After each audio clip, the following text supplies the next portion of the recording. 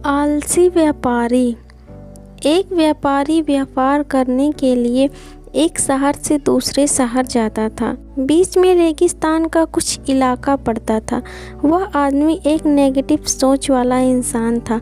हमेशा शिकायत करता रहता था कि मेरे पास ये नहीं है, मेरे पास वो नहीं है, इसकी कमी है, उसकी कमी है। एक दिन वह रेगिस्तान में से गुजर रहा था, तभी उसकी पानी की बोतल खाली हो जाती है।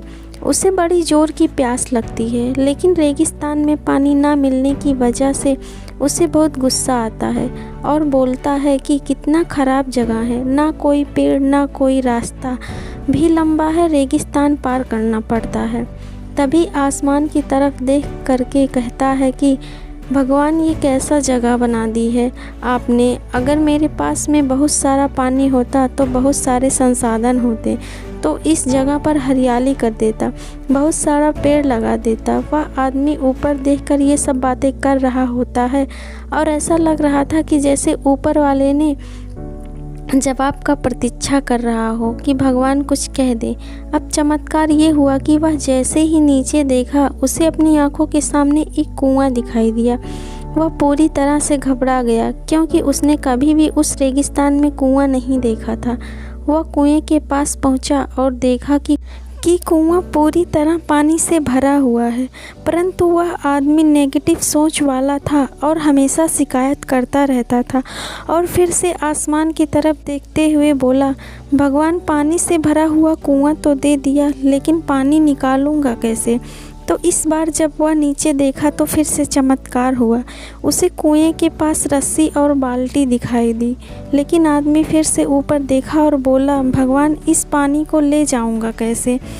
तभी उसको एहसास हुआ जैसे उसके पीछे कोई है। वह पीछे मुड़कर देखा तो एक ऊंट खड़ा हुआ था और वह पूरी तरह से घबरा गया। सोचने लगा कि ये तो सच में होने लग रहा है।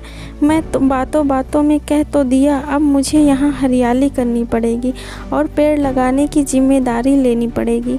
आदमी को पानी से भरा हुआ कुआं मिल गया, बाल्टी और रस्सी भी मिल गई, पानी को ले जाने के लिए ऊँट भी मिल गया, सब कुछ मिल गया। अब वह आदमी सोच रहा था कि मैं बातों बातों में क्या बोल दिया, ये तो गड़बड़ हो गया। अब वह तेज़ी से दौड़कर भागने लगा। वह भाग रहा था, उस जिम्मेदारी से बच रहा था। तभी एक कागज़ उड़ते हुए आया और उसके शरीर से चिपक गया। उसने जब उस कागज़ को देखा तो उस पर लिखा हुआ था कि मैंने तुम्हें पानी दिया, कुआं दिया, रस्सी और बाल्टी भी दिया, पानी को ले जाने के लिए साधन दिया, फिर भी क्यों बचकर भाग रहे हो। उस आदमी को लगा कि मेरे साथ पता नहीं क्या हो रहा है। वह दौड़ते दौड़ते रेगिस्तान को पार कर लिया, लेकिन उस रेगिस्तान को हरा भरा नहीं बनाया। यह कहानी हमें सिखाती है कि हम में से बहुत सारे लोग ऐसे कहते हैं कि बड़े स्कूल में पढ़ लिया होता या बड़े कॉलेज में चला गया होता तो ये कर लेता, अगर मेरे पास बहुत सारा पैसा होता तो ये कर लेता, मेरा बॉस मेरा साथ नहीं देता है, नहीं तो मैं पता नहीं क्या कर लेता। हम हमेशा शिकायतें ढूंढा करते हैं, अपनी जिम्मेदारी से बचकर भाग रहे होते हैं।